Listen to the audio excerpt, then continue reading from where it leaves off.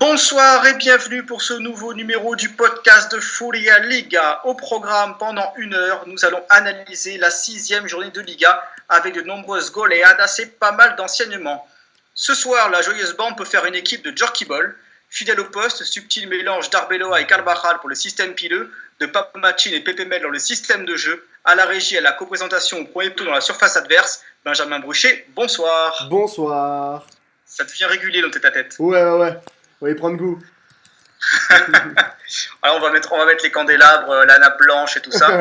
la petite musique romantique en fond sonore. Bon, plus sérieusement, on va attaquer Pio Plancher avec Atlético de Madrid, Séville. 2-0 pour Atlético, on a envie de dire logique. Oui, mais totalement.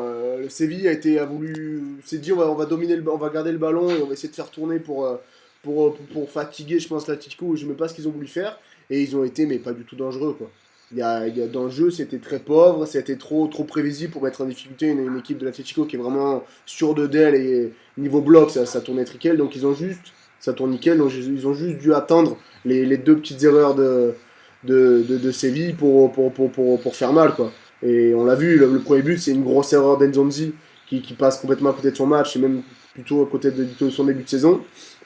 Et le deuxième but, c'est Griezmann qui met un peu le mal dans la surface avec ce tacle là, et la remise au Philippe Luce pour Griezmann qui met le deuxième. Mais sinon dans le jeu c'est vraiment très prof Séville, et ça pose encore des questions. On l'avait déjà dit, mais c'est vrai que quand en face c'est vraiment beaucoup plus fort et ça a la réussite, Séville ça a beaucoup de mal, quoi. Oui, c'est ce qu'avait titré Estadio Deportivo, qui est le quotidien football de Séville. C'est le jour pour savoir un peu où en est l'équipe du Toto Belitz. Et en l'espèce, oui, l'Atlético de Madrid, c'est bien trop régulier et bien trop sûr de sa force, qui plus est chez lui, dans le nouveau Metropolitano. Et ça s'est vu, et même au niveau de l'engagement.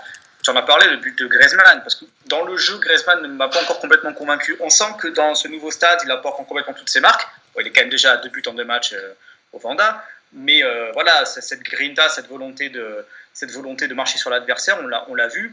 Et aussi le match de Koké qui est sur une série assez impressionnante en ce moment. Là, on trouve vraiment le meilleur Koké. Mais c'est à la distribution, alors comme il aère le jeu avec des passes, mais c'est vraiment il est incroyable. Il est vraiment en super forme et tant mieux pour l'Atleti en plus. Hein. Mais vraiment sur le coup, il aligne super performance sur super performance. Oui, d'ailleurs, c'était Alexandre Coquille la semaine dernière qui en parlait, qui faisait une petite comparaison avec Carlos Soler. Je te propose de regarder, mais c'est un joueur qui a évolué à tous les postes du milieu de terrain avec Simeone, et maintenant on voit à quel point c'est un joueur complet et plus que jamais indispensable pour les Colchoneros. Totalement. Séville, comment dire, l'anglais pas mal. Oui, l'anglais toujours agressif. Ça, c'est vraiment, pour moi, c'est une vraie révélation sur toute la saison. Sur le niveau de jeu, il est vraiment impressionnant, quoi. Sur ses appuis et tout, il en impose, alors que physiquement, c'est pas un monstre, quoi. Mais dans les jeux, il est vraiment super solide et il arrive vraiment à tenir bien le ballon et à sauver un peu défensivement Séville. Alors sur les réseaux sociaux, on a lancé une petite question grâce à l'excellent Max Franco Sanchez. Est-ce que vous préférez Ben Yedder ou Muriel en attaque avec Séville ? Toi, Benjamin, tu opterais pour qui ? Sachant que Muriel a aussi quelque chose qui plaît dans sa faveur, c'est le montant du transfert. Et on peut pas en faire abstraction. Mais je trouve que moi, ça serait vraiment du mal de mettre Wissam sur le banc, parce que Wissam, il a quand même fait une très bonne première saison la saison dernière. Et il est quand même même sur cette saison, il est sur les matchs quand il était titulaire, il est vraiment intéressant. Et je trouve que Muriel n'est pas encore au niveau. Même si Muriel, je pense qu'il a une plus grosse palette technique, parce que dans le jeu, il est vraiment intéressant. Il dézone beaucoup, il partit vraiment plus au jeu qu'un Wissam qui aime beaucoup plus la profondeur que Luis Muriel. Mais par contre, on va faire une petite digression. Pour moi, il manque un 9 encore à Séville. Il manque un 9 qui va physiquement, qui va en imposer et qui va permettre aux deux de bouger autour. Alors, il y a eu justement Twitter à bruissé après un tweet de Beansport, il me semble, sur un éventuel retour de Kevin Gamero au Sanchez-Pizjuán. Est-ce que tu penses que ça serait une bonne solution pour Séville ?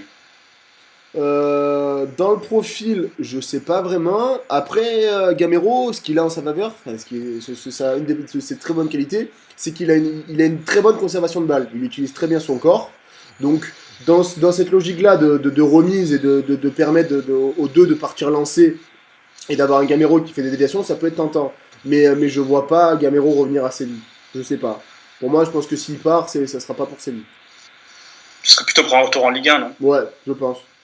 Mon avis, je sais pas. Après, l'Atleti, oui, il est en échec là-bas. Séville, il y connaît, il est quand même, il est quand même apprécié par les supporters. Donc, pour se remettre en selle, ça peut être un bon coup, mais je le vois pas revenir là-bas, moi, par exemple. Ouais, puis bon, après, Gamero peut aussi jouer au Portugal. Je pense qu'il y a des clubs au Portugal Oui, qui seraient qui serait intéressé. intéressés. La Ligue 1, ça me semble évident aussi. Hein. Ah oui. C'est vraiment. Moi, je trouve que c'est plutôt l'afflux de compétences aussi devant. Mais parce que même tu prends quelqu'un comme Correa, c'est Angel Angel, c'est celui de l'Atlético. Il va se retrouver sur le banc avec l'arrivée de Costa aussi. Hein. Et pourtant, oui, il fait non. un très très bon début de saison. Oui, non, mais tu as beaucoup de gens il va devoir faire la place à Costa à la Fidji, et même de Vitolo, il arrive avec un transfert à 45 000, 50 millions, je crois. 35 millions, 35 35 ou millions. 36, un truc comme ça. Donc lui aussi, je pense que s'il vient, c'est qu'il vient pas pour enfiler des plats sur le banc, donc va y avoir une grosse course concurrence en attaque. Hein. Ça va être. Il y a des bons casse-têtes qui vont aussi millionner à partir de janvier pour faire vivre aussi tout le vestiaire, parce que il y a vraiment abondance de biens, et Diego Costa va prendre de la place. Dans ce vestiaire-là. Ça, c'est une certitude. On va parler encore de Madrid, mais cette fois-ci du Real Madrid, qui est en déplacement à Alaves. Et finalement, alors le Real s'en est sorti. Et on dit bien s'en est sorti parce que quand on discutait entre nous en off, on pensait qu'ils allaient vraiment prendre une raclée à Alaves, vu ce qu'ils proposaient depuis le début de saison. Et puis on a retrouvé les valeurs de la saison dernière, notamment au milieu du terrain. Oui, c'est vrai que sur ce côté-là, Alaves a retrouvé une âme, dirons-nous. Donc même avec un Manu Garcia qui a vraiment été intéressant. Mais après, on va pas se mentir, le Real Madrid était encore très très mal payé. Et ils ont encore une malchance offensive qui est assez impressionnante hein, pour le Real Madrid. Moi j'ai l'impression que c'est une machine qui ronronne encore. Ils sont pas lancés, ça marche à tâtons. Il y a Zidane qui fait encore un peu tourner. Là, on avait Ceballos de titulaire, on avait Lucas Vasquez, on avait avec les absents et tout ça. Donc on avait une équipe, on n'a pas le 11 titulaire qui était encore là. Donc on a une Real qui marche à tâtons, qui se cherche encore un peu. Cristiano Ronaldo qui n'a pas encore ouvert son compteur de but, il me semble. Donc je suis quasiment sûr en Liga. Donc c'est vrai qu'on a un Real qui se cherche un peu, donc à la baisse on a profité. Mais donc le 2-1 fait du bien au Real qui retrouve la victoire et qui va se faire du bien pour reprendre les 3 points. Et à la baisse, ils se contentent de ça en disant voilà, on n'a pas été ridicule dans le jeu, on a été solide. Donc à mon avis, ils vont se rattacher à ça pour essayer de lancer leur saison. Parce qu'ils sont quand même très très mal partis pour le maintien. Eux. Et si je dois ressortir un joueur côté Real, en dehors de Ceballos qui est double buteur, ça serait Varane. Même si tu l'aimes pas trop, François. Mais je trouvais Varane vraiment intéressant à la relance et il a pas eu peur de prendre le jeu à son compte. Il a notamment pas mal de fois porté le ballon pour gagner des mètres et il est monté jusqu'aux 45 mètres ou 35 mètres adverses. Donc c'était vraiment intéressant, un match vraiment intéressant de sa part. Oui, moi Varane, c'est parce que je trouve qu'il est un peu comme on dit Flore. Je trouve qu'il manque un peu des fois de grinta, un peu de vitesse. J'ai un peu. En même temps, ça équilibre bien avec Ramos qui lui justement est trop agressif et passer bon élève. Varane, c'est le bon élève, je trouve. Oui. Peut-être un peu trop, mais bon, ça fait un bon équilibre avec le capitaine, ça c'est certain. Étonnant ce match. D'ailleurs, Carvajal aussi a été. En dedans. Ça se pose des questions en Espagne sur le niveau de Carvajal depuis quelques temps. C'est vrai qu'il n'est pas au niveau auquel il nous a habitués, c'est-à-dire, pour moi, le meilleur latéral du monde, et je parle droite et gauche confondues. Tu t'enflammes, mais non. Moi, parce que bon, alors moi déjà, non, mais il faut que les auditeurs sachent que moi, un des latéraux que j'ai préféré, c'était Arbeloa. Oui. Alors, quand je dis ça, évidemment, enfin, non, bon. Mais j'aime bien ce côté-là, un peu rugueux, un peu propre. Non, Arbeloa était tout sauf propre. Mais disons défensif. J'aime bien quand les latéraux défendent avant de penser à attaquer. Maintenant, c'est plutôt l'inverse. Mais c'est vrai que Carvajal allie bien les deux. et il allie bien ce côté défensif en premier, je trouve. Mais Et ce qui fait qu'il y a toujours ce très très haut niveau avec le Real Madrid. Et là, la semaine a été longue pour lui aussi. Il a re-signé, il a eu des obligations médiatiques. Donc peut-être que ça a contribué aussi à ce qu'il soit un peu moins bon que d'habitude. Mais Carfaral est à l'image du Real Madrid. Il fait une saison, c'est un diesel. Il n'est pas lancé, il n'est pas chauffé. Il ronronne et on sent une équipe qui a pas encore lâché les chevaux et qui se maintient. Après, on va dire, c'est logique parce que c'est la phrase qu'on entend tout le temps, mais voilà, les grands clubs se préservent pour le premier match de Ligue des Champions à élimination directe. Donc, pour moi. Oui, et puis il y a encore la préparation physique à digérer. À digérer. En plus, voilà, il y a beaucoup de blessés. Zidane, même s'il aime bien la rotation, il est obligé d'en faire encore plus qu'il ne voudrait. Donc, il a encore des titulaires et des mecs qui devraient être indiscutables, qui n'ont pas encore leur match référence, qui manquent de marques, de repères. Donc voilà, ça va prendre un peu. Par exemple, Casemiro, qui devait pour moi solidifier le milieu de terrain du Real et un peu calmer les furias de Isco et de Ceballos. Bah, Casemiro, il n'a pas su faire ça, il n'a pas su être mature et expérimenté, et il s'est laissé emporter dans des prises de balles qu'il aurait jamais dû faire, dans des dézonages qu'il aurait jamais dû faire non plus. Donc ça a pas aidé le Real, tout ça, quoi. Après, est-ce que tu penses que Ceballos, il a un peu le profil de James Rodriguez l'an dernier? Pour être dans ce en plan B, Zidane, disons, et dans le truc un peu buteur-passeur. Parce que James avait de très bonnes stats l'année dernière pour le peu qu'il a joué.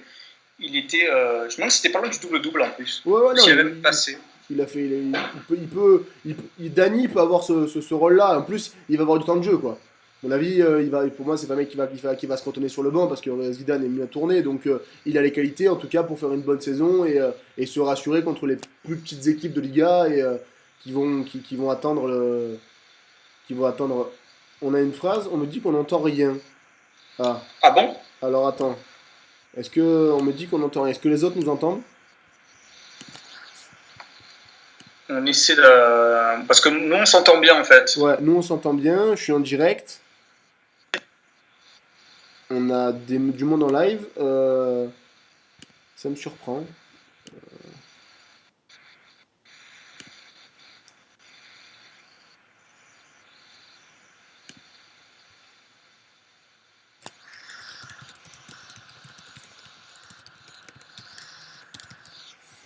Tiens, donc, moi, nous, on s'entend très très bien. Est-ce que tu as des réponses sur le chat? Pas encore.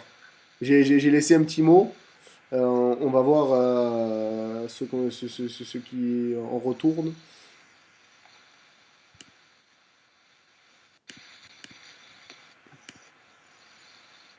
J'ai pas de retour encore. Donc,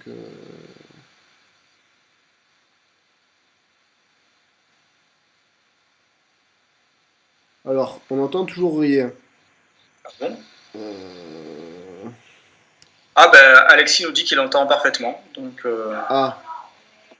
c'est peut-être la personne en fait qui a un problème de connexion en fait. C'est vrai qu'on est plutôt habitué à ce que ce soit nous qui avons quelques petits. Ouais, et pour une fois qu'on a un son excellent. Alors attends, moi j'ai. Qui a un problème. Non, moi j'ai le son. J'ai le son. Ouais. Bah voilà. Bon alors la personne qui a. C'est plutôt à elle du coup de... Donc, comment on dit? J'ai les mots en espagnol, j'ai plus les mots en français, c'est bien. De débrancher, de rebrancher, voilà. Donc on en était, on était au plan B de Zidane et Ceballos, James Rodriguez, le petit parallèle. Ouais. Oui, pour moi, il en a, comme j'ai dit, il en a les qualités. Après, est-ce qu'il a le profil de Rames qui était quand même un buteur né et Dani, je trouve, je le sens pas. Enfin, Rames aime bien se projeter, il a quand même eu toujours des stats intéressantes niveau but. Dani, je suis pas sûr qu'il ait cette qualité de toujours se projeter. Plus passeur. Après, il a une belle frappe de loin et il sait s'en servir. Donc, comme là on l'a vu, les deux buts qu'il marque contre Alaves, c'est une frappe de loin, et c'est deux frappes, une frappe dans la surface et une deuxième où il se projette et il récupère un ballon qui traîne dans la surface. Mais je le vois pas, pour moi non. Pour moi c'est plutôt Asensio, Isco qui auront des stats dans les petits matchs, ou Lucas Vazquez, qui est plus un rôle encore plus offensif et qui se balade devant, quoi. une petite remarque avant de dire un mot sur Alaves. Marco Solent a eu la chance de rejouer à Alaves, puisqu'il a fait une excellente saison l'an dernier avec l'équipe de Pellegrino. Mais le fils Zidane, Enzo, est resté en tribune. Et donc c'était une petite déception, j'imagine, pour lui de ne pas... Parce qu'il a quand même eu des matchs titulaires avec Sobaldi. Oui. Et là, c'est Camillo qui n'a pas fait, qui l'a laissé hors de la feuille de match. Donc bon, ça n'a pas dû vraiment lui faire du bien à Enzo. Et justement, on parle de Sobaldi et de Cabello. Alaves vient de signer De Biasi, qui était l'ancien sélectionneur de l'Albanie. C'est ça. Bonne pioche pour toi? Pour ce que j'en ai vu avec l'Albanie, ça reste un mec qui arrive à donner une âme à ses équipes et qui ça défend très bien et qui a toujours ce supplément d'âme pour contrer. Donc ça pourrait ressembler à ce qu'on avait vu avec Pellegrino l'année dernière. Donc c'est un bloc compact, ça n'a pas peur de tacler, ça n'a pas peur de mettre un peu des coups, ça n'a pas peur de tout ça. Est-ce que c'est une bonne poche? Je sais pas. La dernière fois qu'on l'a vu en Liga, c'était à l'Evente, il me semble. On l'a vu une saison en Liga, c'était à l'Evente, il me semble. Et les stats, c'était vraiment pas bonnes. Et il a l'air d'avoir une bonne carrière en club, dirons-nous. Donc, je sais pas. C'est vrai que ça faisait 6 ans qu'il était sélectionneur de l'Albanie, il me semble. Il a même eu un passeport albanais, tellement le travail qu'il a fourni là-bas a été effectif et notoire. Maintenant, c'est vrai que il est un peu dans le même registre avec Alaves. Oui. J'ai envie de dire. Donc c'est peut-être le bon profil. En revanche, il part de très loin à Alaves parce que c'est 0 points en 6 matchs, avec le maintien qui va jouer très haut. Et en plus, on avait parlé, l'effectif. Beaucoup de boulot. Vas-y, finis. Non, mais en plus, le but marqué contre le Real, c'est un coup de tête. J'ai envie de qualifier Basile Boliesque. Et c'est un peu plus nulle part, quoi. C'est Manu Garcia, le capitaine, qui met toute sa rage dans ce cabezon, et c'est tout, quoi. Et il faut que ce soit les attaquants qui marquent, et là, les attaquants sont un peu vos abonnés absents depuis le début de saison. Bah, on en avait parlé, on est revenu souvent dessus, mais ils ont un effectif qui s'est considérablement affaibli, et en plus, ils ont pris des paris. Donc tu as beaucoup de paris, tu as Mounir, tu as Medran, tu as beaucoup de mecs, on ne sait pas vraiment où ils en sont, on ne sait pas vraiment ce qu'ils peuvent apporter tout de suite. Donc faut les relancer, dans un club qui tourne pas, donc c'est vraiment compliqué pour vraiment se projeter et avoir un 11 bas. Pour moi, il n'y a pas encore de 11 titulaires qui se dessinent à la veste. Il n'y a pas de mecs qui sont super bons et on dit voilà, c'est mal payé, le contenu est mauvais, enfin le contenu est encourageant. Pour l'instant, on n'a pas encore ça du côté d'Alaves. Oui, puis peut-être aussi qu'Alaves est déjà en mission commando avec. Ils auraient un projet très ambitieux avec le Sobaldi. Je pense peut-être ambitieux par rapport aux pertes qu'ils ont eu dans l'effectif. Et là, ils reviennent un peu une sorte de basique, à savoir un bloc compact. On va défendre peut-être un peu plus bas et on va beaucoup contrer. On est plus dans le gros commando de base, façon. C'était soit ça, soit PPML, quoi. Ouais. Donc, voilà, je pense qu'ils perdent en ambition parce qu'ils veulent déjà se sauver. Est-ce que c'est une bonne idée?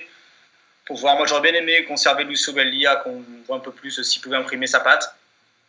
Mais bon, voilà, je trouve ça dommage parce que à l'entraîneur de moins de 40 ans, c'est toujours bien de le voir en première division. Bah surtout qu'il arrivait quand même avec un bagage, c'est un mec ambitieux, il arrivait quand même avec quelques références en Argentine, il me semble.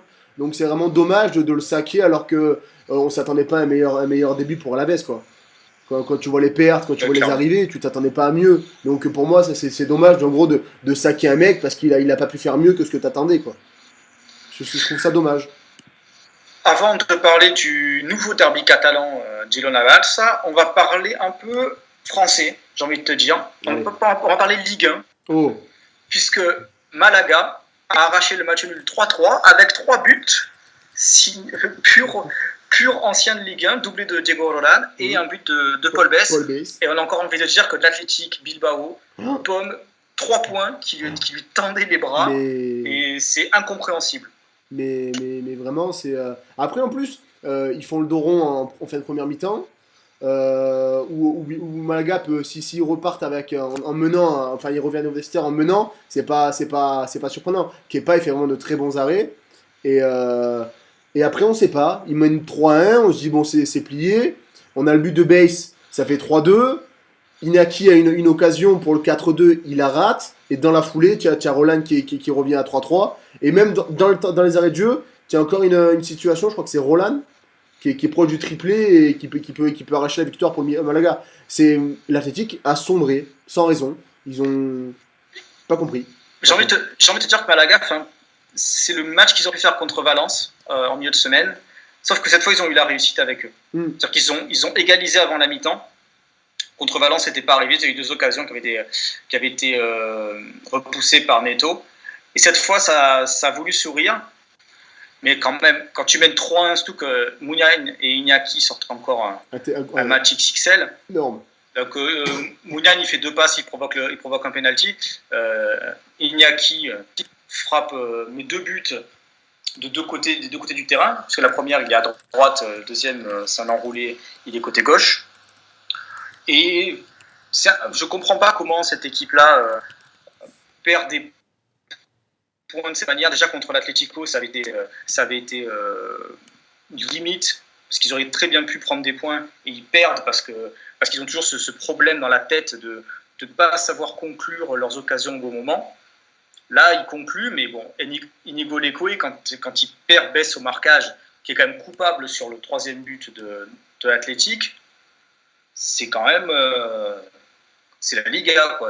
On n'a pas le droit de faire des trucs pareils. Ah non, c'est interdit, mais c'est vraiment... Ouais, moi, je comprends pas. Mais en plus, après, on va revenir à Malaga. Moi, je m'attendais pas. Je pensais que le groupe aurait pu lâcher Michel, parce qu'il y avait quand même des trucs un peu bizarres dedans. Enfin, ils se sont chopés avec le président. Donc, le club, il n'avait pas l'air de marcher super bien. Et pourtant, contre Valence, le contenu est quand même pas dégueu contre Malaga. Même s'ils lâchent à la fin, parce que voilà, ils n'arrivent pas à revenir avant la mi-temps, donc mentalement ils sont pas dedans, donc deuxième mi-temps ils lâchent un peu. Et là encore, ils font encore un gros match où ils vont chercher vraiment un résultat, parce que ils vont le chercher. Même si Bilbao déjoue dans les 10 dernières minutes, Malaga quand même, ils ont envie d'arracher le match. Ils sont pas abattus en étant menés 3-1 à domicile. Donc c'est vraiment, si on peut rajouter ça, encourageant pour Michel et pour Malaga pour la suite. Parce que même s'ils sont affaiblis au mercato cet été, ils ont quand même une base de joueurs qui est pas mauvais, quoi. Ça peut sauver en Liga sans forcer. Donc ça peut être sympa de les voir quand même enchaîner des bons résultats et remonter la pente. Oui, et puis un changement aussi de système de la part de Michel. Oui. Parce que ça aussi, il faut le noter, c'est une évolution. Alors après, contre Valence, il avait beaucoup fait tourner, et pour moi, c'était une erreur. Et là, quand même, il attaque le match avec du Recio, du Adrian, du Roland, du Borja Baston. C'était résolument offensif quand même.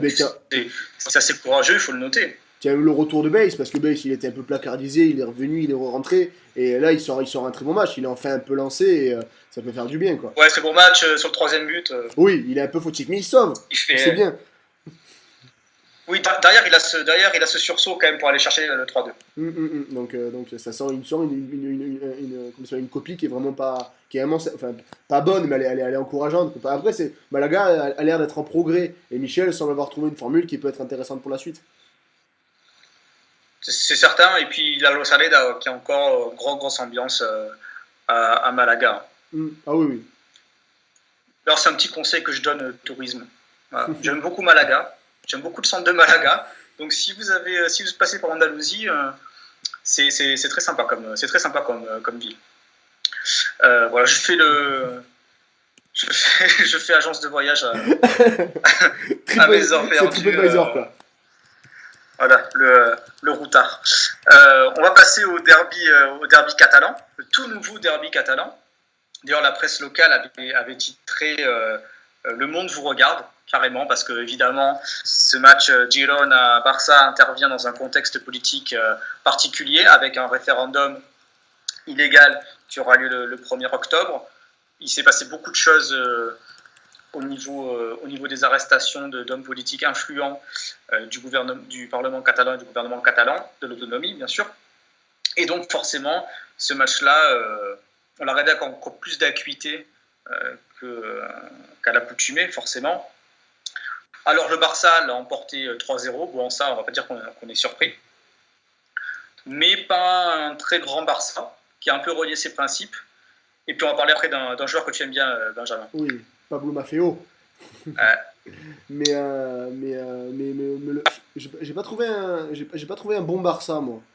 Enfin, je sais pas, j'ai pas trouvé le Barça super dominateur. Ils ont été aidés, comme un peu avec Eibar, avec Girona qui a vraiment pas fermé le jeu et qui a quand même eu un bloc un peu haut et la défense à 3 a quand même permis au Barça d'avoir des espaces pour prendre la profondeur. Mais je trouve un bon match de Girona qui ne sait pas comment appeler ça.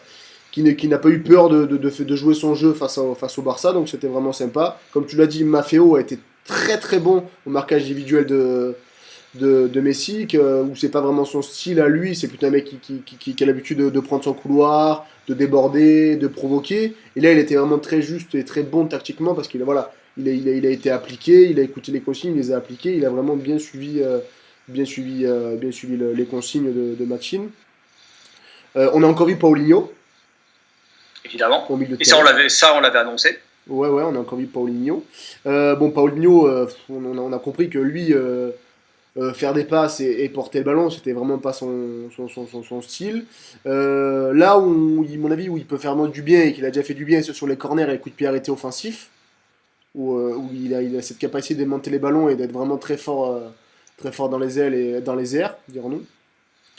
Et contre Eibar, il a déjà montré. Ouais, il a déjà montré, mais oui, non, moi le Barça, franchement, je l'ai pas trouvé très bon et pour moi, voilà, ils ont une réussite offensive parce qu'il marque 2 contre son camp, dont une fois le deuxième but, là, le deuxième contre son camp, c'est Vidal qui fait une genre de talonnade, c'est contré 2 fois et ça passe entre les jambes de Gorka, mais je sais pas, je suis pas encore. C'est un peu le maillon faible Gorka Iraïsos quand même, je trouve.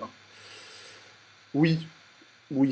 Mais après, c'est un gardien que j'aime bien, mais il est sur la fin. Ouais, il est sur la fin. Après, il fait quand même 2-3 bons arrêts sur ce match-là. Oui, mais tu te rappelles le match contre Séville. Ouais, c'est ça où il a la main qui est pas assez ferme et ils perdent alors que ils doivent prendre un point dessus, quoi. En fait, le vrai problème, c'est qu'un bon gardien te fait gagner des points. Et lui, il en fait plus gagner, donc c'est devenu un gardien lambda. Il est capable de fulgurance et de très bons arrêts, et après il fait des cagades et il coûte des points à son équipe, donc c'est sûr que c'est dommageable quoi, pour la suite. Et pour l'avenir un peu, et pour la saison de comment on appelle ça, de Girona. Après, c'est vrai que Maffeo, on en parlait tout à l'heure, c'était demande express de Pablo Machin. Et Maffeo a joué vraiment à contre-emploi sur ce match-là. Et justement, en Espagne, ils ont beaucoup parlé des problèmes de Messi quand il a dû affronter un marquage individuel. Il y avait Arbeloa qui l'avait fait, Kovacic aussi l'avait fait. Et c'est vrai que c'est extrêmement crevant d'affronter un gars qui est tout le temps sur toi, tout le temps sur toi. Et donc, c'est un article de Marca où il disait que c'est peut-être la meilleure façon de marquer Messi. Et donc, peut-être des idées aussi pour d'autres équipes. Mais après, bien sûr, marquer Messi, c'est pas de tout repos. Et même si on marque Messi, ça laisse aussi des espaces au reste des joueurs. Au reste des joueurs, quoi. Donc, j'ai deux petites, j'ai deux petites phrases et deux petites interrogations, des petites questions du chat. On a Alexis qui nous dit que quand Bousquet est revenu, on a revu le Barça. Bousquet en plus fait plutôt un bon début de saison, donc c'est vrai qu'il aide beaucoup plus à aérer le jeu et à repartir de derrière qu'un Paulinho par exemple. Et on a aussi la phrase de Noé qui nous dit que Sergi Roberto arrière droit c'est plus possible. Oui, c'est vrai. Mais après. Alors d'ailleurs, attends, on va faire un petit teasing. Il y aura une vidéo sur Semedo dans les prochains jours. Exact. Et peut-être même demain. On sait jamais, mais c'est possible. Ça dépend pas de nous. En fait. Ça dépend d'une grande chaîne de télévision qui veut bien libérer Soledad. Mais sur le coup, après, moi, Sergi Roberto à droite, je suis d'accord que c'est plus possible. Après, Valverde a quand même utilisé pour une des premières fois qu'il est au Barça, Alex Vidal, il est droit. Il est droit, il me semble. Ouais, il est droit. Là où c'est son vrai poste, où il a été vraiment très très bon à Séville. Il a même lancé une petite tacle là, en conférence de presse à Luis Enrique, il me semble, en disant que Alex Vidal avait utilisé latéral droit et qu'en fait son vrai poste était ailier et qu'il comprenait pas comment on pouvait l'utiliser à un autre poste que là, quoi. Ouais, c'est vrai que c'est. Enfin, bon, après, Alex Vidal, faut pas s'attendre à ce qu'ils disent du bien de Luis Enrique. Non, c'est vrai. Mais c'est Valverde, c'est Valverde De qui a toute dit ça. façon. C'est Valverde qui a dit ça. Ah oui, oui. Mais ouais, Alex Vidal aussi, il y a eu un contexte aussi, son arrivée. Il y a eu les mois entre son arrivée et l'interdiction de recrutement du Barça, l'équipe était faite. Bon. Voilà, puis aussi, c'était un retour aussi en Catalogne, mais bon, voilà, c'était le contexte difficile. Tiens, voilà, j'ai retrouvé la phrase de Messi sur Maffeo, que je cherche depuis tout à l'heure sur mon cas. Jugar así es una mierda. Voilà, qu'il n'y a pas trop besoin de traduction, mais ouais, on a bien compris que c'était, les deux ne se sont pas amusés, je pense. Non, c'est. C'est Maffeo qui a dit. Il fait, est-ce que tu sais quand il rentre, il sort du terrain à son 18e minute et il dit à ses coéquipiers, tu sais ce que m'a dit Messi, je vais comme ça, c'est le bordel, c'est de la merde. Donc oui, c'est pour que Messi arrive à se désespérer sur un match, faut vraiment. Mais bon, Maffeo, on fait un peu la pub sur Foya Liga depuis le début de saison. Donc, c'est un très très bon latéral. Mais vraiment très, très bon. Les réguliers du podcast savent tout le bien qu'on pense de ce joueur. Alors, on va passer à notre club de Catalogne, Espanyol Deportivo. Et alors, le Deportivo, c'est de plus en plus inquiétant parce que c'était quand même un match de bas de tableau. On aurait peut-être même dit malheureux vaincu. Et l'Espagnol a étrillé le Deport 4-1. Ouais, c'était terrible, hein. Vraiment, le Deport. En plus, premier match que Čolak débute, Emre Čolak. Donc Pepe Mel a peut-être enfin compris que c'était un bon joueur et en plus il se procure deux très bonnes occasions. Mais le Deport, tu débattes un match quand il y a 2 buts contre toi, c'est quand même très compliqué. Ils ont commencé à jouer au bout de la 25e minute, il y a 2-0 pour l'Espagnol. Donc ok, ils reviennent à 2-1. Après le retour de la mi-temps, ils continuent de presser un peu, ils continuent de jouer un peu. Ils ont 2-3 occasions, mais c'est pas non plus ultra franc et ça mène à rien. Et après, ils en reprennent 2 dans la foulée.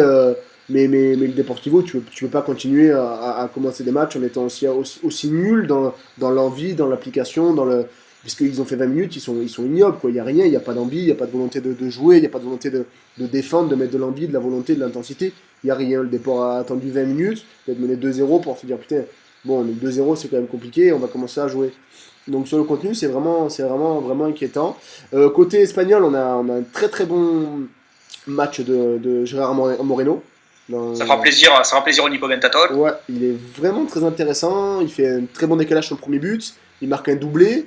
Vraiment un très bon match et un match très très complet de sa part. Et en plus, il a vraiment utilisé toute sa panelle, quoi. Il était tellement peu pressé et peu attaqué par le Deport qu'il a pu dézoner, il a pu orienter le jeu, il a pu porter le ballon, il a pu faire des passes, il a pu être dans la surface à être dangereux. Donc vraiment très intéressant. Bon, après, c'est extrêmement naïf le Deportivo en défense. Parce que le penalty, tu ne dois jamais prendre penalty là-dessus. Parce que c'est une faute. Tu fais ça en pupille. Le coach il te vire direct. Et le deuxième but de Gerard Moreno, donc celui du 4-1, comment aucun défenseur ne peut le suivre? Comment on peut être aussi mal aligné et on le voit arriver le centre en plus pour la volée hein. On le voit arriver, hein, mais bon, c'est. On va pas faire l'article toutes les semaines, mais nous on est convaincus quand même que Pepe Mel, c'est pas possible. C'est moyen. Ouais. C'est pas possible sur une saison. Pepe Mel aurait pu reprendre à la veste par contre. Hein. Il aurait été sans club, ça aurait été clairement le coach. C'est peut-être un peu tout. Ouais. Dans la saison. C'est peut-être un peu d'en choisir quand même de Biasi, c'est plus sécure, je pense quand même. Oui.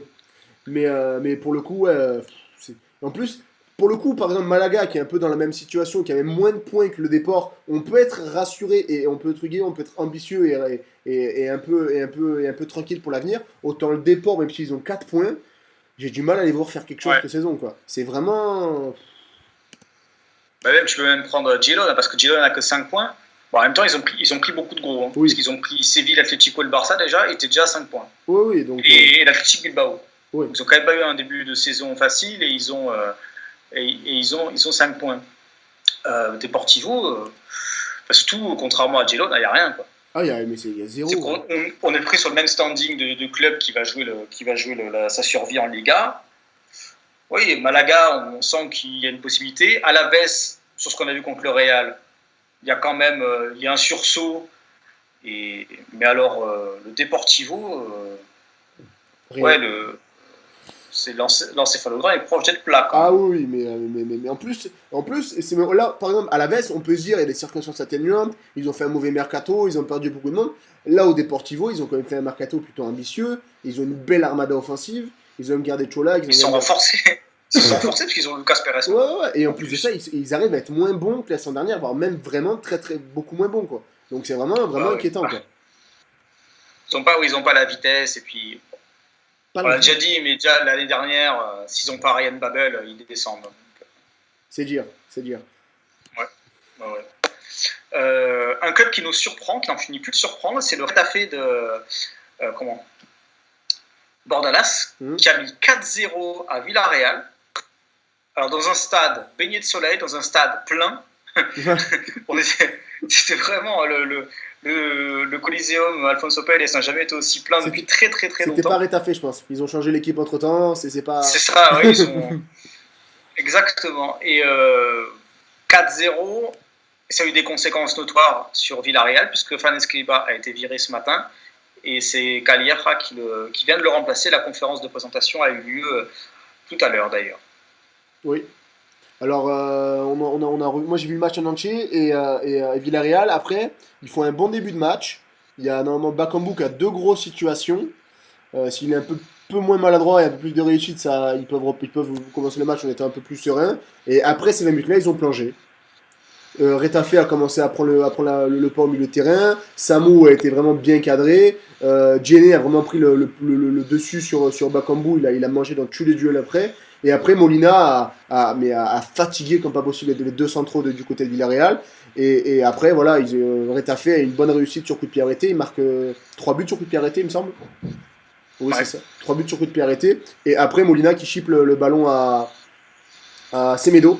Semedo de Villarreal. Pareil, Semedo de Villarreal. On est beaucoup moins confiant et content du début de saison que le Semedo du Barça. Semedo de Villarreal, c'est lent, c'est naïf, c'est gentil, ça a du mal dans les duels, je peux vraiment pas rassurer, quoi. Ouais, tu sais qui ça m'a fait penser ce match? À qui? Ça m'a fait penser à Bruno de la Cruz, puisque Retafe Villarreal c'est le Bruno de la Cruzico. Et voilà, oui, quand tu alignes Semedo Rocavina, bon, déjà, c'est un peu. Bon, faut pas s'attendre non plus à des miracles, mais Semedo, déjà, c'était très très tendre. Et là, oui, il s'est vraiment. Molina, en plus, Molina qui prend de vitesse. Match difficile, ouais, il est pas là, quoi. Il est pas encore dedans. Il faut qu'il s'habitue encore au monde qu'il peut intégrer, parce que Villarreal, ça reste quand même un grand nom du football espagnol. Donc, il y a forcément des attentes. Surtout qu'en défense, en plus, il côtoie des gens comme Jaume Costa, Victor Ruiz, Mario Gaspar. Donc, il y a certains standings dans cette équipe. Bon, là, après, il va falloir voir aussi ce qui se passe avec le départ d'Escribá, parce que c'était le 4-4-2 hérité de Marcelino. Après, le 4-4-2, il a un peu fait perdurer, mais sans vraiment l'animer comme faisait Marcelino. Ouais, il a vécu. Moi, je pense que ce 4-4-2 a vécu, en tout cas dans les dispositions actuelles, puisque les lignes de Marcelino, on en parlera tout à l'heure avec Valencia, les lignes sont extrêmement resserrées. Là, c'était vraiment... ça s'était beaucoup distendu. D'ailleurs, il y a une vidéo de Bruno de la Cruz qui l'explique très bien. On l'a publié cette semaine sur le positionnement du duo Bakambu-Baka. Et aussi le positionnement de Samu Castillejo, parce que Samu Castillejo, il a beaucoup, c'est un joueur de bande, comme on dit, c'est un joueur de côté. Et bon, il y aura beaucoup de choses à modifier. Et peut-être qu'il y a un des deux joueurs qui va se retrouver sur le banc régulièrement. Alors Bakambu a eu des occasions en plus. Parce que si ça veut sourire, il peut très bien mettre 1 ou 2 buts.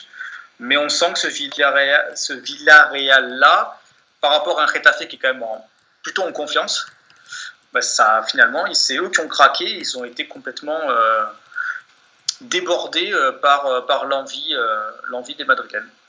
Ah oui, c'est ça. Mais en plus, ça récompense un peu une très bonne saison, une très bon début de saison de Retafe, qui est quand même très solide, qui a quand même un style de jeu, même si c'est un poil réducteur et c'est quand même plutôt du foot basique avec un bloc bien bas, bien resserré, solide dans les duels, et après on essaye un peu d'exploser offensivement. Ça récite bien son foot et c'est quand même très sûr de leur jeu, donc c'est vrai que ça réussit, enfin, c'est pas logique, mais on va dire que dans les débuts de saison, entre un Villarreal qui tâtonne et qui se cherche, et un Retafe qui est sûr de sa force et qui a juste à jouer et essayer d'appliquer le plan de jeu mis en place, bah, ça devient un peu plus logique que Villarreal ait vraiment du mal là-bas, quoi. Oui, et puis ils sont encore sur la lancée de la remontée, hein, donc Bien sûr. ils sont encore dans cette euphorie-là. Bon, la Gaku n'a pas joué, mais voilà, le japonais est quand même le dépositaire du jeu. Il y a une volonté de bien jouer au ballon, quand même. Alors effectivement, c'est pas révolutionnaire, mais on sent qu'ils prennent du plaisir à jouer ensemble. Et c'est peut-être moins le cas, on a l'impression, à Villarreal finalement. Et puis, comme tu l'as dit, Djene fait un très très bon début de Ah saison. oui, après, moi j'en ai déjà parlé, il est surtout très très bon dans les duels. Après, c'est encore un jeune joueur, il doit quand même progresser sur beaucoup de facettes de son jeu. Mais c'est vrai que dans les duels sur l'homme, et en plus ça l'aide parce que Retafe c'est plutôt une défense basse avec des milieux de terrain qui le protègent pas mal. Donc il a plutôt juste là à faire un peu le ménage et à faire des 1 contre 1. Donc c'est vrai que le style de jeu de Retafe convient parfaitement à ce qu'il sait faire actuellement. Le dimanche a été riche en buts parce qu'il y a eu Eibar Celta juste après le Reta Villarreal.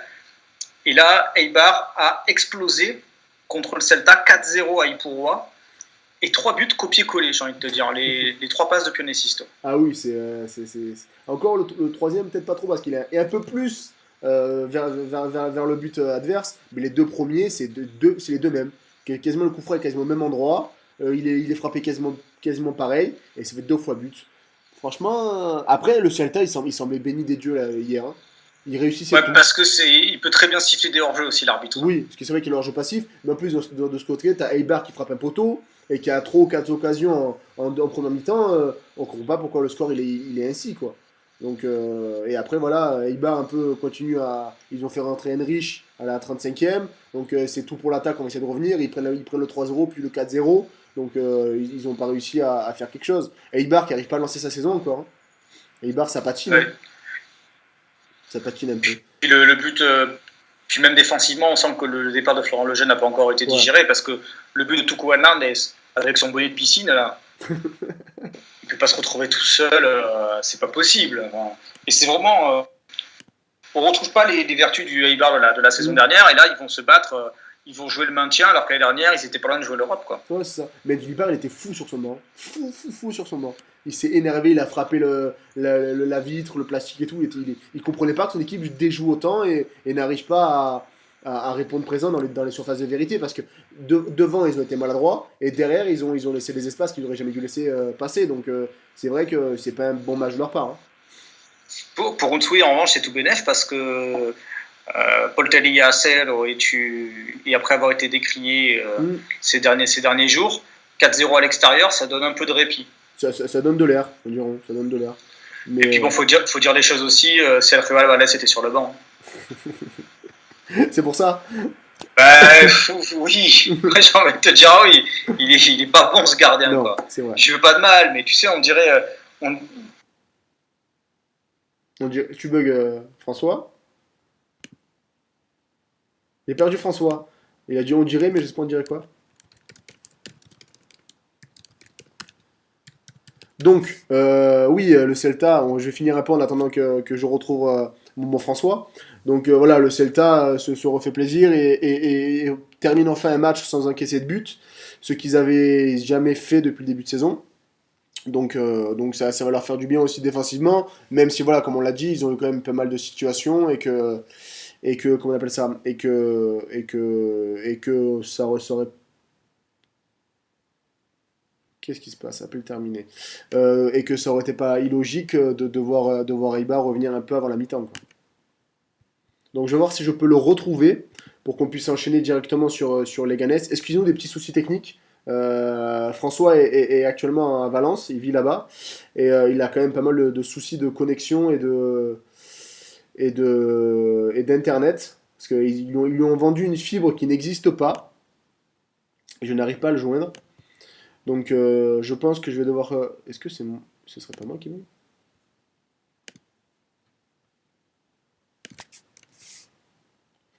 On va enchaîner directement sur Las Palmas Leganés. Le match qui joue en même temps que Celta Eibar. Donc le match assez ennuyant, on va se dire. Parce que Las Palmas a voulu faire le jeu, a voulu tenir le ballon. Ils ont eu quasiment 70% de possession de balle, mais ils n'ont pas été dangereux. Il y a eu une grosse situation de Caleri et c'est tout, on dira. Et par la suite, et après, comment on dira? Peut-être le retour de François. C'est le retour de François. Allô? Oui, je suis de retour. Est-ce que tu m'entends? Je t'entends. J'ai embrayé sur Leganés Eibar. Leganés Las Palmas. Je te voyais pas arriver. Très bien, voilà, je suis. C'est bon, tu es là? Je suis pour ma connexion vient de non, c'est mon colocataire qui a décidé que la connexion ne lui allait pas. Et donc, sans prévenir, il a trouvé. C'est pas mal ça. Ouais. Non, mais entre deux joints, il a le temps de réfléchir et les connexions se font pas tout le temps. Bref. Reprenons. Donc ouais, j'avais switché sur Las Palmas Leganés, j'avais dit que Las Palmas avait voulu tenir le ballon et qu'il s'était fait piéger en contre et que c'était un match plutôt pauvre en occasion et en situation de but. Quoi. Ouais, mais avec un Simanowski retrouvé aussi. C'est vrai, 2 passes décisives. Premier but de Beauvu. Décisif et Claude Beauvu qui... C'est bien, ça lui lance, ça lance son aventure à Leganés.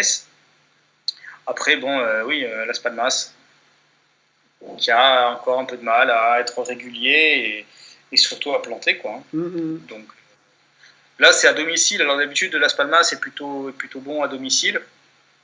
Et voilà, mais Leganés aussi qui sans faire trop de bruit, ils sont à 10 points, je crois déjà là. Ouais.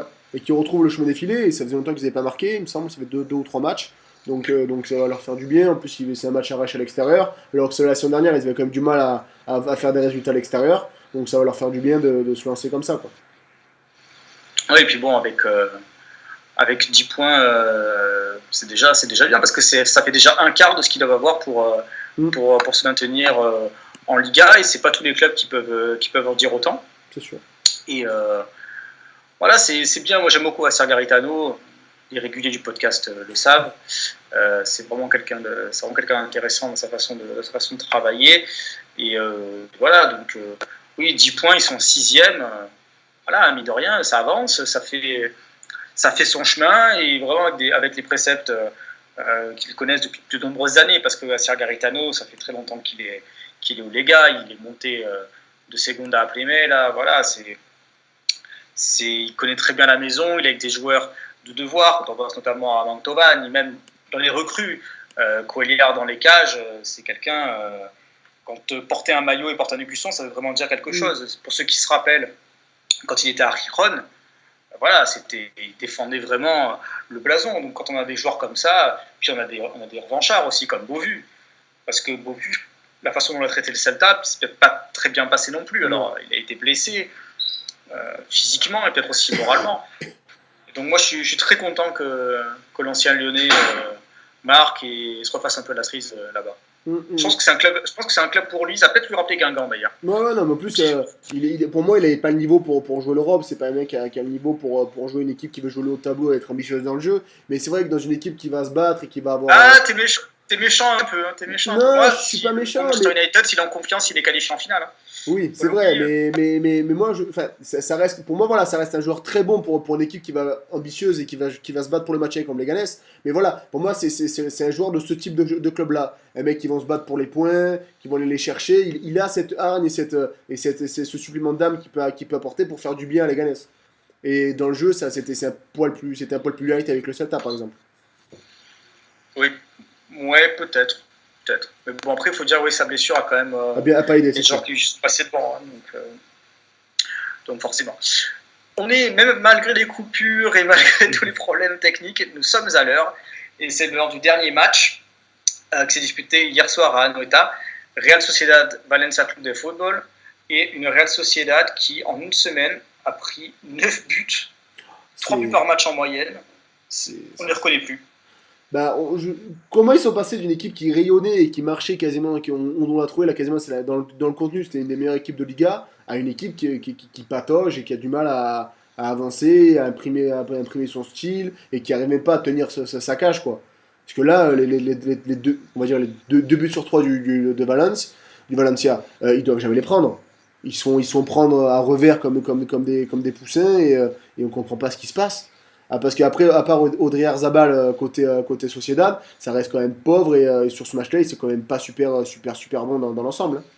Oui, deux joueurs qui les sauvent, c'est Oyarzabal et Idalamen. Eux sont vraiment à leur niveau. Alors Oyarzabal est 44e du classement de l'équipe. Hein, donc ça, je m'en suis pas remis. Honnêtement, je m'en suis pas remis. Je vois pas comment ce garçon-là, qui est titulaire, qui est régulièrement titulaire, qui avait 38 matchs la saison dernière sur le 5e de Liga, peut se retrouver 44e sur 50 des moins de 21 ans. Je trouve il est fabuleux ce joueur. Il sait tout faire. Il s'est passé, il s'est marqué, il s'est décisif. Bon, là, le problème, c'est qu'il avait quand même autour de lui des joueurs qui n'avaient pas la super forme. Alors en plus, Valence. Simone Zaza, première frappe, 85e. Ah, il marque, hein. Mais c'était pas non plus le grand Valence. C'était poussif, c'était pas beaucoup d'erreurs. Soler a perdu quelques ballons. Alors Soler, évidemment, il fait des passes qui valent le coup. Il est déjà à 4 passes décisives, c'est le meilleur passeur de Liga. Je suis assez critique sur ce match-là. Kondogbia s'est fait expulser pour un deuxième carton jaune qu'on sent arriver à 15 bornes. C'était quand même évitable, surtout avant d'aller jouer l'Athletic Bilbao dimanche. Devant Guedes qui fait un superbe match et titulaire pour la première fois. Et vraiment, on attendait beaucoup. Il y a beaucoup d'attentes et deux passes décisive, non, vraiment bon, quoi. Vraiment bon. Et donc, c'est plutôt bien. Il faut aussi noter l'effort de Marcelino, qui a fait un triple changement à 20 minutes de la fin. Il fait rentrer Lato, Andreas Pereira et j'ai un trou. Je t'en rappelle, Benjamin. Je vais te dire ça même dessus. Troisième remplaçant. J'ai plus le nom en tête aussi. Andreas Pereira, alors je vais te dire ça parce que voilà. Andreas Pereira, Lato, c'est sûr. Le formidable bouquin internet. Et voilà. il fait rentrer Rodrigo. Non, Mina. Il fait rentrer Mina. Là, oui, Santimina. À la place de Rodrigo. Et oui, ça fait. À ce moment-là, je crois que les deux équipes sont à 10 d'ailleurs. Non, les deux équipes sont à 10. Non, Kondogbia n'est pas encore exclu. Kondogbia n'est pas encore exclu. C'est Villarreal et Valence est en supériorité. Est en supériorité. D'accord. Mais bon, malgré tout, il aurait pu faire un changement en milieu de terrain poste pour poste. Et finalement, il fait quand même un triple changement résolument offensif. Et ça lui donne raison. Et ça paye même à 10 contre 10. Donc c'est une très bonne chose. D'ailleurs, il s'est claqué, je crois, Marcelino. Il a sauté et ça lui réussit pas d'être expansif à Marcelino. mais voilà. Parce qu'en fait, moi, je crois qu'il a souri. Il est tellement pas habitué qu'en fait, ça a eu toute une réaction par rapport au reste de ses muscles qui n'étaient pas, tu vois, donc ça a lâché, quoi. Mais par contre, ça fait plaisir de voir un vrai coach à Valence quand même. Hein. Ça faisait longtemps. On peut pas dire qu'on soit surpris. C'est un peu les mêmes préceptes et les mêmes vertus qu'à Villarreal avec son 4-4-2. Mais ça fait du bien quand même. Et moi, forcément, oui. Puis surtout en plus là, le gardien Rooney, donc Jaume Domenech a eu du temps de jeu. Il a fait 2-3 bons arrêts quand même. Nacho Vidal, il va falloir en parler de ce garçon-là parce que Nacho Vidal, qui était titulaire à la place de Montoya, il est un petit piqué d'école. Ah, c'est son but. La passe de Soler, il est très bonne aussi, la passe de Soler sur le coup. Ouais. J'ai envie de dire, Soler Vidal, c'est la Cantella de Valence. Hein. Beaucoup d'envois, d'ailleurs, il faudrait qu'on en parle. Il y avait 4 Cantellanos valenciens et 7 du côté de la Real Sociedad. Parce qu'on parle souvent de l'Athletic Bilbao comme un modèle de formation. La Real Sociedad aussi, ce sont d'excellents formateurs. Ils ont des accords dans différents clubs de Guipúzcoa, qui est la région de Saint-Sébastien. Et forcément, ça se ressent sur le terrain avec des joueurs qu'ils ont formés depuis le plus jeune âge. Et on parle de Oyarzabal, mais le capitaine Xavi Putellas, il a plus de 500 matchs avec la Real, il a été formé là-bas, donc c'est pas quelque chose de nouveau. C'est vraiment quelque chose qui est développé année après année, et même décennie après décennie, et voilà, et c'est ce qui permet aussi d'avoir des identités de jeu remarquables à une époque où, effectivement, ça aurait tendance à s'effacer rapport à tous les transferts qu'on peut faire. Donc c'était 11 Cantella pour démarrer un match sur 22 joueurs. C'est pas mal. C'est quand même... c'est quand même bien. Oui, c'est pas mal. Il y a peu de championnats qui pourraient se targuer de faire cela, quoi. Et puis Lato est rentré pour Valence aussi après. Donc c'est un de plus. Non, donc non, c'était... Après, c'était un match globalement... Valence encore invaincu. J'ai vu des gens qui ont dit qu'il y avait beaucoup de rythme, que c'était un bon match. Moi, j'ai pas trouvé ce match-là particulièrement fabuleux. La bonne nouvelle pour Valence, c'est que c'est un match qu'ils ont gagné au mental. Alors que sur le début de saison, il y avait des matchs où ils auraient pu gagner au mental. Real Madrid, Atlético, ça fait match nul, tu peux le perdre le match, il n'y a pas de problème, mais tu peux aussi les gagner. La petite courbissette du soir, parce qu'on avait oublié d'en faire une la dernière fois. C'est vrai. Contre Levante aussi. Non, mais mentalement, ça avait un peu craqué. Là, cette fois, moi j'ai vraiment cru que mentalement, Valence allait couler parce que les Tchèques ont mené 2 fois au score, ils se sont fait remonter 2 fois. Et finalement, il y a ce dernier rush de Guedes qui relance, j'ai envie de dire, ça confirme les efforts de Marcelino et tout le travail qui est fait, sachant que la semaine a été agitée parce qu'Alex Sanko, le directeur sportif, a été viré contre l'avis de Matteo Alemany, le DG, et de Marcelino. C'est une décision du président Anil Murti. À voir qui va le remplacer. Si ça va avoir des conséquences sur le secrétariat technique qui est dirigé par Vicente Rodriguez, l'ancien numéro 14 de Valence, et sur la cellule de détection et de recrutement. Donc voilà, ça avait été un petit peu comme ça. On s'était dit, pour une fois que tout va bien, il fallait vraiment qu'il y ait quelque chose à redire cette semaine. Mais voilà, c'est Valence, c'est ton univers impitoyable, quoi. Mais voilà, repartir. Puis ça faisait longtemps que Valence n'avait pas gagné à Anoeta. Et ça, mentalement, c'est quand même une très très bonne nouvelle, surtout avant d'aller prendre un autre club basque, donc Athletic. Voilà, là, la confiance est au top. 4e du championnat, 12 points. À 2 points du deuxième, invaincu. Ouais, il n'y a plus beaucoup d'équipes invaincues. Non, ça... Il n'y a plus que 4. Donc c'est quand même c'est une très bonne nouvelle. Et on va conclure sur la Real, qui est quand même à 13 buts encaissés. Ah, mais on l'a dit, ça s'est délité à une vitesse assez incroyable. On est passé d'une équipe qui rayonnait et qui était vraiment super intéressante à une équipe où on ne sait pas où ça va, quoi. C'est vraiment dommage, quoi. C'est vraiment... Parce que là, j'ai sous les yeux les défenses qui ont pris plus de buts qu'eux. Malaga en a pris 14, Eibar en a pris 14. Sachant qu'Eibar a quand même pris le Barça avec 6. Et le Deportivo en a pris 15. Donc, et voilà. Là, après, ils ont marqué 13 buts et ça fait la deuxième meilleure attaque du championnat. Mais ça fait quand même... quand on prend trop de buts, ça fait beaucoup de points. Et là, sur cette semaine-là, ils ont vraiment pris trop de buts. Ah, mais parce que 3 contre le Real, 3 contre Levante et 3 contre Valence. Bah, ta confiance, elle est quand même pas top, quoi. La confiance accumulée au début de saison, là, elle a pris un sacré coup, quoi. Oui, et puis des expulsions aussi. Des expulsions contre Levante et contre Valence, il y a encore eu 2 cartons rouges. Donc ça empêche aussi la stabilité défensive match après match, et c'est pas forcément une très bonne nouvelle pour Sego Sacristan, alors que dans le jeu, ils auraient plutôt tendance à être très bons, et ce manque d'assises et de sérénité derrière fait que la semaine dernière, avant le match au coup d'envoi contre le Real, ils étaient premiers, invaincus, et une semaine plus tard, ils sont 8e avec le même nombre de points et beaucoup de doutes en tête. Totalement. Tu voulais dire un petit mot sur le match du soir qui est diffusé gratuitement en Espagne, ça c'est quand même une très bonne chose espagnole. On peut profiter d'un Betis Levante le lundi, tranquille. Et je pense que si vous avez beIN Sport, il est disponible en pure live ou avec les commentaires espagnols, je ne suis pas sûr. Mais en tout cas, il est retransmis sur beIN Sport Max, lequel je ne peux pas vous dire non plus. Mais on va faire un petit point sur beIN Sport Max. C'est un truc qu'ils ont mis en place depuis un peu la fronde et la tollée qu'ils avaient pris avec les comptes de fans, francophones. Et Beansport a un peu changé sa carte et a mis beaucoup plus de matchs disponibles en retransmis. Avec ce dispositif-là, c'est plus reliable, c'est qu'il n'y a pas de commentaires, tu as juste le son dans le stade, ou tu as avec les commentaires espagnols. Pour moi, j'adore. Franchement, je trouve ça c'est une super idée.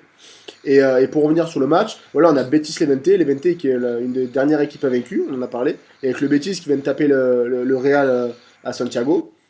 Donc voilà, un match qui s'annonce un peu intéressant avec un peu une petite opposition de style, avec un Levante qui se régale un peu à contrer et tout ça, et un Betis qui est plutôt dans la construction du jeu bas et avec un jeu réfléchi et plutôt intéressant. Donc on peut avoir vraiment un très bon match entre deux équipes ambitieuses et qui réussissent plutôt un bon début de saison, quoi. Oui, et puis, alors malheureusement pour ses supporters, Riyad Boudbouz va être sur le flanc quelques semaines de plus pour bien finir de soigner une entorse au genou qu'il avait contractée à Montpellier avant de partir au Betis. Donc il va en avoir, là il y a la trêve qui arrive la semaine prochaine, donc ça va lui faire le plus grand bien. Voilà. Et puis, Betis intéressant, Levante qui a fait un très gros match contre la Real avec Bardi. Donc lui, il va pas rester très très longtemps à Levante parce que il mérite sur ce qu'il a montré en tout cas sur le début de saison, on verra sur la durée, mais il mérite d'être peut-être un peu plus haut en termes de club. Et donc voilà. Et puis on va un mot sur effectivement le Pure Live de Beansport. Pour ceux qui ne sauraient pas, qui ne sont pas réguliers de Twitter, il y a une fronde des comptes français, des comptes, des clubs comme Valence et Valence qui a écrit un texte en demandant des comptes à notamment Alexandre Ruiz. Et ça a été relayé, je crois qu'il y a plus de 500 retweets, ça a été relayé par de nombreux comptes français comme le Celta, je crois Girona, Eibar et tout ça, parce qu'il n'était pas assez diffusé par la chaîne, alors que la pub c'est 100% de la Liga. Et que c'est pas uniquement avoir les buts de temps en temps dans une émission et que ça concerne tous les matchs. Et donc là, Beansport a réagi et donc propose les matchs en direct, donc sans les commentaires et avec l'ambiance. Alors là, l'ambiance ce soir au Benito Villamarín, ça va être fabuleux. Ça vaut le détour. Et puis bon, ça montre aussi que peut-être qu'il y a un peu de mauvaise volonté de Beansport, parce que s'ils trouvent une solution aussi vite, c'est peut-être que voilà, ils ont eu peur. Puis aussi, il y avait des menaces surtout de partir, de se désabonner de Beansport. Et forcément, ça nous a fait réagir. C'est sûr. Mais franchement, pour le coup, moi j'ai enfin un Luby Beansport pour suivre ça. Et c'est vraiment une superbe idée qu'ils ont eue. Donc, on leur a souvent jeté la pierre. Et pour une fois, ils ont un peu compris ce qui allait pas. Et ils ont essayé de réagir assez rapidement. Donc, on espère que ça va être une expérience qui va perdurer et qui va devenir même pérenne et qu'on va voir vraiment souvent. Mais pour le coup, franchement, j'ai vécu un bon week-end avec Beansport pour une fois, quoi. Ouais, il faut le dire. Quand c'est mal, il faut le dire, mais quand c'est bien, il ne faut pas l'oublier, être totalement impartial. Et là, puis les ambiances espagnoles valent le coup. On dit souvent que bon, c'est pas la communauté d'ultra comme on pourrait croire, comme il y a ailleurs, mais ça reste des ambiances assez sympas. Et puis le football est au rendez-vous. C'est vrai. En plus, donc raison de plus pour aller de la Liga. Cette semaine, il y aura la Ligue des Champions. Alors, on va faire un petit jeu de pronostics si tu es partant, mon cher Benjamin, pour clôturer ce podcast. Et pourquoi pas sa 6e journée. Alors, demain, il y a un petit Borussia Dortmund-Real Madrid. Ça va être compliqué quand même là à choisir. Mais vu le début de saison des deux équipes, je verrais bien un petit nul. Ensuite, j'ai les Séville-Maribor. Normalement, Séville devrait s'en sortir sans trop problème. Alors, je vais jouer la cote, je te dis un match nul. Ah, carrément. Ouais, mais moi, quand je parie, je gagne jamais parce que je joue toujours la cote. le Jérémy Mathieu Ico, Sporting Portugal, Barça, mercredi. Ça va être rigolo ça. Donc Jérémy Mathieu. Ouais, parce que Mathieu au marquage de Messi. Hein. Ouais, et Mathieu a dit dans la presse que s'il marquait contre le Barça, on va peut-être pas y croire, mais s'il marquait contre le Barça, il célébrerait en hommage à Bartomeu. Bartomeu et Robert Fernandes. Ouais. Mais j'utilise très bien parce que l'interview sera disponible demain. J'ai fait une traduction de son interview dans Marca, ce sera disponible demain matin. Donc moi je mettrais encore un petit nul parce que le Barça c'est pas rayonnant et le Sporting c'est plutôt solide à domicile. Donc moi un petit nul il devrait sortir là. Ouais, je fais un bon début de saison de Sporting. Mm. Atlético-Chelsea, Ah celui-là il est dur. Hein. ouais, Celui-là il est compliqué. ouais, celui-là il est compliqué mais pff. Alors, après on va dire que j'ai joué que des nuls mais sur le coup je sais pas, Morata de retour à Madrid. Je sais pas. Oui, Ouais, moi, dans son tout premier club. moi je mettrais un nul aussi. Sur le coup, là, deux équipes avec des styles un peu similaires. Donc franchement, un petit nul pour moi, il est plutôt pas mal. Bon, on a joué que des nuls, mais Alors, bon. alors on va faire, oui, puis dans l'autre sens, il y a Luis Felipe, Philippe Oui, Luis, pardon. c'est vrai. Et on va faire un petit pari, tu sais, comme font les bookmakers anglais, tu sais, un truc un peu improbable. La cote Diego Costa, salut Antonio Conte, elle est à combien? La poignée de main, Elle doit être la, haute. la collade et le bisou. Ça doit être une cote, mais vraiment, vraiment super haute. Ça, c'est le truc. Ah ouais, l'ambiance, putain, j'ai même pas pensé à ça. Costa Chelsea qui revient, Costa dans les tribunes qui va célébrer, c'est l'Atletico marque. Ça peut être rigolo, Oui. ça. Parce que il va être expressif, le garçon. Quoi. S'il y a victoire à la victoire de l'Atletico, il va être expressif. Tiens, d'ailleurs, Lopetegui ne l'a pas reconnu dans les tribunes, Diego Costa. Il est trop maigre. Ah oui, il est déjà fit. Hein. Je sais pas ce que t'en penses, mais on a été méchants. après, ils ont dit oui, il ne l'a pas salué. Je pense qu'il s'en est pas rendu compte, en fait, Lopetegui. Ah. Mais il a trop perdu. On n'a pas l'habitude. On a l'impression du Costa un peu quand même rabougri. Et là, on a l'impression qu'il est même souriant. C'est ce qui est surprenant, quoi. Ouais. On dirait un peu Léo Dagan dans Kaamelott, tu sais, quand il sourit. C'est ça. Et bien, sur ces fortes paroles, nous allons refermer ce podcast, qui était le 8e du nom déjà. Ça avance, hein. Ah, ça avance. Ça arrêtera. On est là. Ah, on est... En espérant... Bon, alors, si tes affaires sont formidables, hein, Benjamin, tu sais à quel point je t'apprécie. On espère que pour le prochain, on sera un peu plus nombreux. Et avec un invité de qualité, je l'espère. On a envoyé quelques demandes. Et voilà, donc ça, le podcast sera retrouvé sur YouTube, SoundCloud, Earthcheese, c'est bien ça? C'est ça. C'est toi qui t'occupes de ça, notre maître de cérémonie. Et puis, il est temps de vous saluer, chers auditeurs. Retrouvez-nous sur fougaliga.fr, nos vidéos, il y en a de nouvelles qui vont arriver cette semaine. Évidemment, de nouveaux articles, un très bon article sur Pep Segura de Maxi Franco Sanchez sur le changement de philosophie du Barça depuis quelques saisons, notamment sur la Masia et le Barça B. Et puis voilà, bonne soirée, profitez bien du Betis Levante qui vient de commencer. Et puis à bientôt. Salut Benjamin. Salut. Hasta pronto. Adeu.